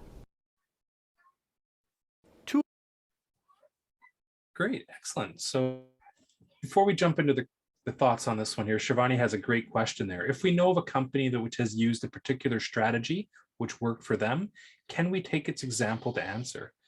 Yes and no. If you're fairly certain about what you're looking at, that can be a fantastic answer. But one of the challenges might be is that your interviewer may have worked on that case, or they might have been at the company, and so they'll know some of the inner workings there. So it can be a good idea to put a little bit of a qualifier or talk about some of what the downfalls of that strategy might be, or things to watch out for. So it's great that you can use and take ideas from other places, fantastic, but also remember some of the limitations that might be there or some of the pitfalls you might come across. But anywhere you can take information from other places, that's fantastic, especially if you can draw it across industries. That shows some really good critical thinking skills there. All right. Third, Girls on Fire. Yeah. Lower answer, really good answer. 4 C's. Structured. Yeah. Yeah. Customer needs and wants. And, you know, this video is kind of dating itself right there at this point. Not just with you know, how the look and feel of the video is, but also who really ever wanted to wear glasses with their TV at home. All right, let's hear what the interviewer. Two of these answers are very good, but the preferred answer is number 1, Jen. Notice what Jen does. She has an answer-first approach to her answer. She says, this is what you'd have to believe. And then she goes through 4 different buckets to frame how she's going to do her analysis, focusing on the economics. What a competitor is going to do? What's it going to do to the existing business? And then hitting execution risk. And the fact that she's thinking not just about the analysis, but also execution implies that she kind of has a practical results delivery mindset. It's a good, solid framework that allows her to do the analysis to figure out what the right answer is. Gail also has a nice framework. She highlights 3 things, economics, costs, and then comparing it to the status quo. It's an okay framework, but because the fact that you're going to think about status quo when you're looking at economics and costs really mean that it's not quite as sophisticated as Jen's was. And so answer 2 is not quite as strong as answer 1, but we certainly would have been very happy hearing that answer as well. And then finally, answer 3, Kristen's, where she walks through effectively a 4 C's framework. Probably has thought about it before she's walked in the room, has already decided that how we ask a question, she's going to probably use that type of framework. And while she's very articulate in describing it, it's unclear how we're going to tie that back to the analysis she's going to need to solve this problem. So overall, the right answer is number 1, Jen. So you can start to see a bit of a view on the frameworks here. So you want to be careful when you are using or applying the frameworks. Sometimes it's a good idea to mask what it is you're doing. Don't make it as clear and obvious, even though you are essentially using the different frameworks along the way. And yeah, I would definitely agree. Thinking about the customer, that's got to be number 1 that falls in there somewhere. So when you look at these 3 different candidates here, these are all probably people that were hired by Bain. So keep in mind their level of polish and their level of skills, but also the competition you're up against. So if your goal is to work for McKinsey, Bain, or BCG, this is the kind of polish and structure you'll be up against here. Even though this probably was a little bit scripted to a degree, this is the potentially your level of competition and where you want to be in a little while there. If you do want to go back and watch the rest of the video, you'll get the link in the slides here, and you can kind of go back, or you can just Google Bain Consulting interview and it will pop up on YouTube somewhere there. All right, so from the interview perspective here, basically what's going to happen going forward here. So the next session, which will be coming up at the end of May here, is I'm going to be assigning you some cases. So it's going to be really, really important that you read your case ahead of time. I would generally recommend about a half hour to 45 minutes to kind of read and practice your case that you're going to be acting as the interviewer, because you want to know that information inside and out so you can make it feel as natural and as normal as possible for the person you're interviewing. So you do have to spend a little bit of time prepping ahead of this. You don't want to go into it cold. It doesn't make for a very good interview, and it's really not a great use of the other person's time if you haven't prepared for the interview. And you would hope that they would show you the same level of respect because they will be preparing to give you a similar interview, and you will have different cases, so you're not doing the same case with each other. But as the interviewer, make sure you read the case description, answer the questions. You know, the cases, when you get the interview, or you'll get the case guides, they'll come in a bunch of different formats. I try and use different ones in the Management Consulted just because there's different formats, different styles. You might come across many different types. And so I try to provide those for you there. And then some of them will have more information than others. Some will have more guidance than others. So it can be a little easier or a little bit more challenging depending on the case you're given. One of the things that will be very important for you is sometimes your interviewee will get stuck. They won't know where to go. And it's a good idea to let them struggle for a little bit, but don't let them go struggle too far. Or if they're getting a little bit too far off track from where the case answer is trying to get to, it can be helpful to just kind of steer them back into place. Even in the actual interviews, sometimes your interviewer will even do this for you, because the object isn't for you to fail or not pass the case interview. They want to see what you're thinking. And they know sometimes that these things do go a little bit off the rail if you're going off track. And at the end of the day, remember, you think of these interviews, there's a cost for them. They've got someone in a room with you that's going to be spending non-billable hours trying to see if you're a good member of the team. They've spent a lot of time reviewing and looking at your application. So for them, just by you being in the interview, they view you as someone that they are potentially willing to hire. And so they don't want to throw you off with these little cases or these little problems that you come up against. And don't worry if you make mistakes, but it's important for the interviewer to help guide and keep you on track. Don't jump in too early, but don't let them struggle for too long, because it doesn't make a very productive session. And at the end, you can do some evaluation work and give some feedback on how they could have approached things differently based on the information in the case, or even how you would have approached the interview itself a little bit differently. And this is how we learn, this is how we get better. Your first few interviews are going to be rough. I can promise you that. Very few people come in to these naturally and say, woohoo, this was awesome, that was great. You're all gonna have this like beat look on your face. You're like, oh, how did that go? And it's gonna be like, nah. Is generally gonna be the feeling in the room. And that's exactly why we have this program. Naaman suggested 20 to 30 cases. I think that's probably a pretty good number as well. Some will need more, some will need a lot more. But you don't want to come into this with just the 3 or 4 practice cases. Maybe you can pull it off, but the odds aren't in your favor. And every one of your competitors are probably doing something similar to this, whether it's through Management Consulted or Victor Chang or a million other resources or their own consulting clubs or similar programs to this. Everybody's running through these kinds of things to practice and be ready for it. Yeah. Any question from the interviewer's kind of responsibilities? Or does that seem pretty straightforward?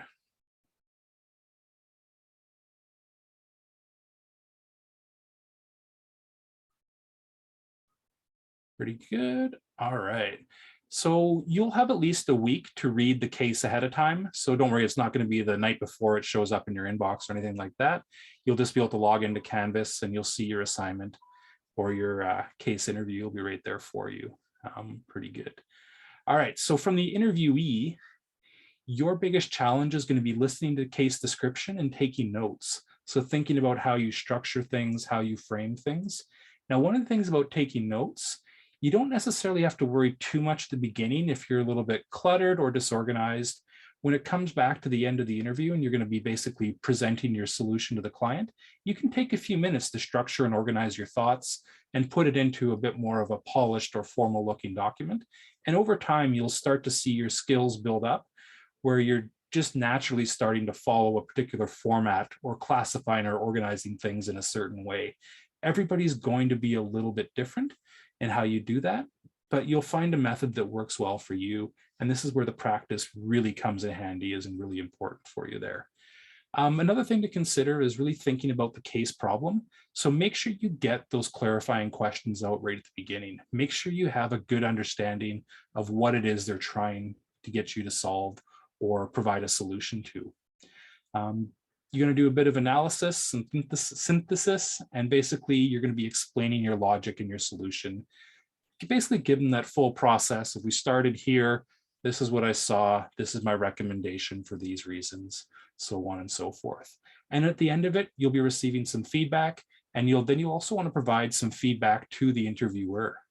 One of the really nice things about this structure is when you're in the interviewer's chair, you get to see it from their perspective, and you get to see the struggles, the looks on their face, the challenges. So it's a nice way to practice and understand what it's like to see it from the other side. But then you also get to be the interviewee, where you get to practice the skill and learn from that way. So if there's any way you can help each other get better at both jobs, that's going to make your overall life a lot easier and will make you a bit more effective in doing these interviews. And at the end of the day, this program depends on you coming prepared. right? You're going to be prepared. You're going to be paired up with somebody, and we'll rotate through the weeks on who's with who. But it's really, really important that you show up or provide good notice if you can't make it, so that we can match people up with somebody else. Making sure you've really read the case and are ready to do the interview, and then being present for it. You're not just lost in the clouds or things like that.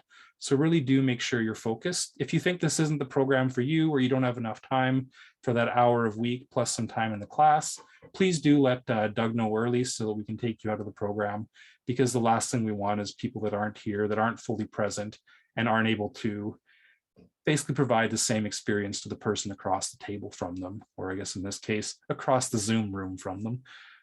But that's going to be really important there moving forward. So some good tips here on how to be a good interviewer. Well, essentially, you're the driver and your partner's the passenger. So they're relying on you to get you safely to that destination. And so the first few times it's going to be a little nerve-wracking. It's going to be a challenge. And so be empathetic, don't pass judgment. Don't talk about them outside of the program or anything like that. This is supposed to be a good learning environment, and people are going to make mistakes, I promise you. These aren't easy. They're not fun. Well, they can be fun, but generally they are a bit stressful. So really you want to have that good supporting piece there. You don't want to freak them out. You don't want to turn them off of doing this kind of stuff, because even if you don't want to go into consulting, you're going to see more and more interviews like this across industries, because it really gets to the heart of how someone thinks and how someone is going to be approachable, or how they approach a client is essentially what they're trying to model here. So you do see these in a lot of other industries as well. And so try and put it in their perspective. And you know what? If they make mistakes and they screw up, it doesn't really matter. This is what practice is for. I would also encourage you, if you can find the time or to form little groups, is do a couple practice sessions outside of this as well. It's okay to do it once a week, but you'll never get to that 20 or 30 interviews if you don't do it a few times outside of the sessions as well. So if you can form little study groups, that's going to be really important.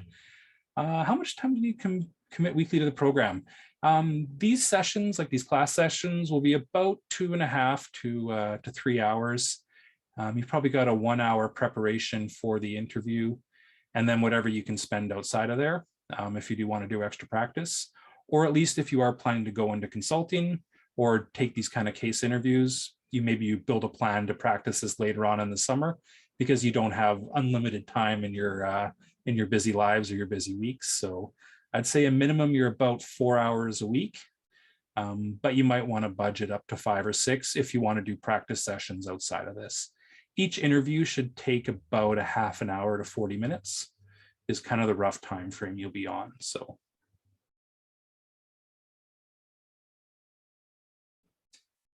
any other questions on that?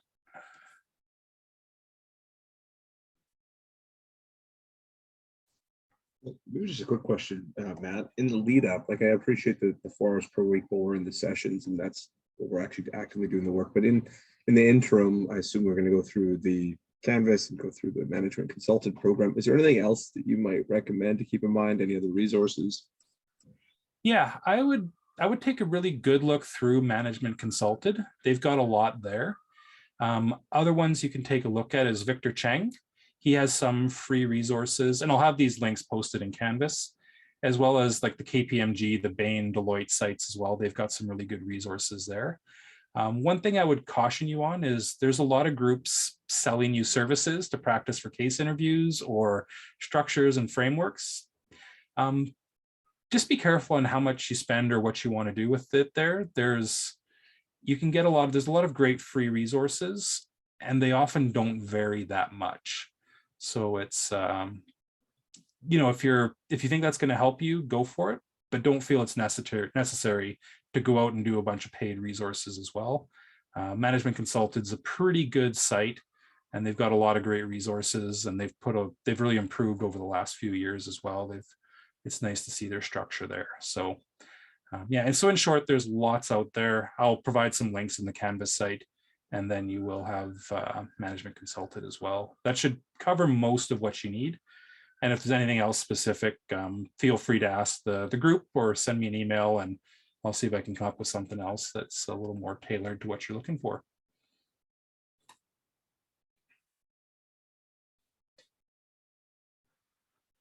All right, so some final thoughts here on the interview here is there's a million different questions a candidate can ask, but there's also quite a few they shouldn't ask, but often do. So you've only got so much information in the case, and they give you enough information to solve the problem that's there. So your big focus is going to be keeping things structured and organized. And if sometimes you get these weird oddball questions, you can say that's basically the highlighted bold point here. That's a good point, but we don't have data to support that at this time. That's the interviewer indicating to you that that information is not necessary in the case. You don't need this to solve it. One of the common traps people fall into is they always ask for more information. If only I had this, I could make a better decision.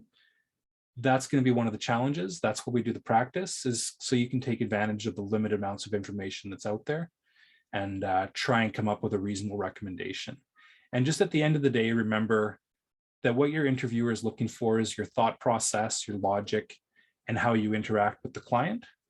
They don't really care about the final result or the final recommendation. That's not what's going to necessarily make or break it for you. Of course, if you have a great presence, you do great questions, a great structure, great formatting, and you also get probably the strongest answer, that's a good indication that you'll be the best fit for the position. But that doesn't mean it's the only way to do it. And if you do get a slightly wrong or off answer, don't be too focused on that. Think about your logic and your explanation. Sometimes if things get stuck, you can also ask them, throw the question back to them, ask them why do they want to know this? Like, what is the purpose behind this question? So that sometimes that also provides a good hint that it's not necessary, or they can realize like, oh, I don't actually need that when someone throws the question back at you there. All right, that was a lot on interviews. We'll do lots of practice. In the meantime, I would recommend you, once you get logged in and signed up for Management Consulted, you can go in and access the resources. We've got about 6 weeks here until we actually start up again. So there's a good time to practice if you like, but if you don't practice, that's okay as well. We just wanted to make sure we had that information available to you. Mental math is always a challenge. That's going to be, often it gives people nightmares, or they just break out into sweats, or it becomes a challenge. If that is something for you, jump into the Management Consulted site and do some of their practice questions. They've got some great tips and tricks on how to handle these things. So if this kind of question makes you nervous or you can't answer it fairly quickly, maybe just a quick question to the group here. How would you tackle this question? How would you get an answer and do it quickly? Some of you might be able to do this in your head. Others might take different types of structured approaches. But a calculator is not an option.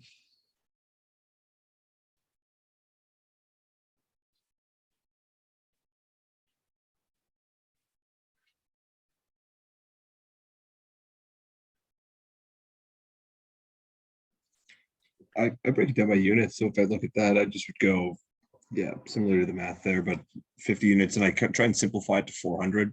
So 1 unit's 50, 10 units would be 500, 100 units would be 5,000, 5,000 times 4 is 20,000, and then 30 times 50 is, there you go. 30 times 50 is 13, oh God, 1,500, sorry. And then just add it up and you get this grand total of 21,500. I think that's right. Yeah. Okay. There you go. That's exactly it. So there's lots of different ways to tackle these and break them down. Management Consultant's got some great methods of doing this and handling it, which can be really effective for you if you do want to practice this. Add a 0 at the end and times by 5. Yep. That's another way to tackle it right there. Lots of different ways of doing this. You just got to find the method that works for you. One of the big secrets, I guess, or helpful hints there is you can often round things off to approximate numbers. They're not looking for 4 decimal places of precision. They want big chunky numbers. And so that's going to make your life a lot easier. Being approximately right is better than being perfectly wrong is always a good kind of rule of thumb there. So if mental math is something that struggles with, there is some tools out there to do there. I will skip this. We don't need to do another mental math problem here. So in the last few minutes here, these are kind of the big buckets of things we tend to tackle in this program. But is there anything specific that you would like to take on here? Things that are more important to you or information that you wish you knew? Just so I can help tailor the program a little bit more to each group's needs here. And you don't have to necessarily tell me today, but if you get some ideas about things you'd really like to focus on, that would help me kind of give you the best experience here, as well. So as also with Doug here, we can help tailor some of the speaking topics or things like that to make it a good piece there. So if you have any initial ideas about what you really want to work on, we can dive into those a little bit more detail. Anything in the analysis column? Yep.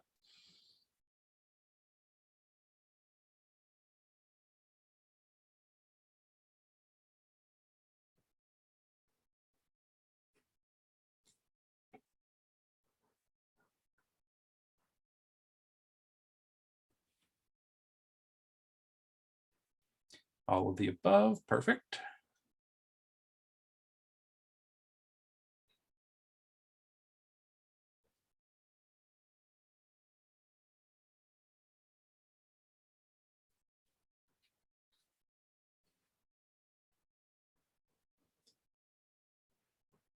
Structuring and business acumen, yeah.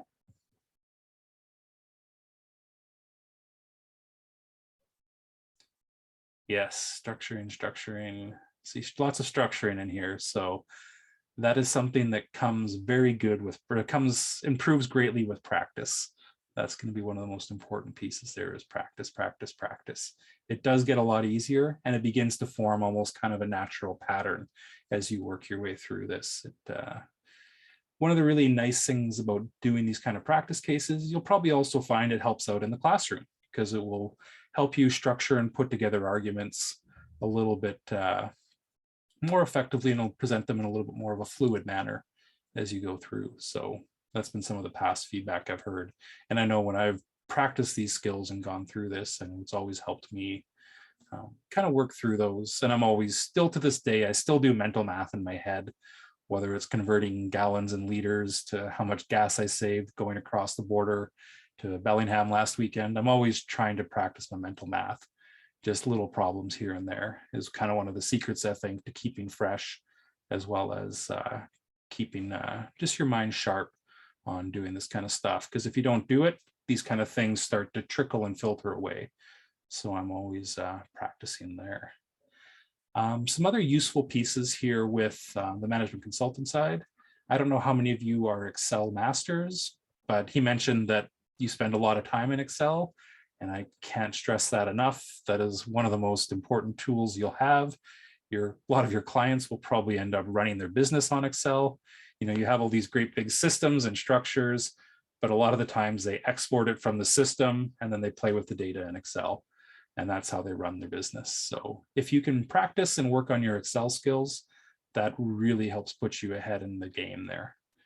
I know that's something I miss from organizations I've worked in the past. Is I've got a fairly good working knowledge of Excel, but it's tough when you've got a bunch of people that aren't able to handle it well, and makes life a little bit more difficult. And then you get dumped with all the Excel work sometimes too. So you can add a lot of value to just doing some basic Excel logic and understanding about how it works. It's really valuable stuff there. All right, so that being said, we're going to finish up a little bit early here, unless there's any other things you noticed today or any questions you have. I will wrap it up to next week here, or not next week, and next month. You guys get a bit of a break. Sorry, Matt. I was wondering if you already mentioned this, sorry if I'm mentioning this again, but with the management consultant, is there a login for us? And if there is, when would be able to get it? Yeah, I'll send that out tomorrow. Yeah. Awesome, thank you.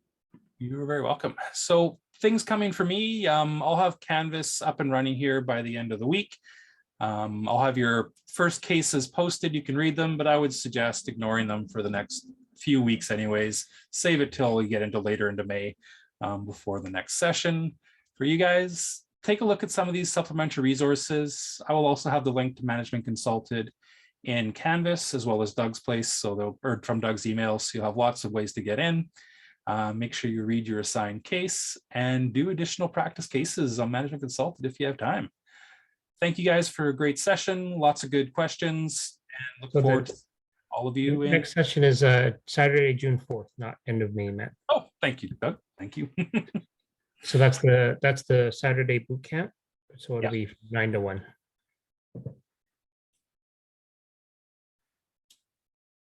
All right. Stick around. I'll stick around for a few minutes if anybody's got any more questions. If not, have a good break, you guys. Good luck on any final projects or exams. See you in June.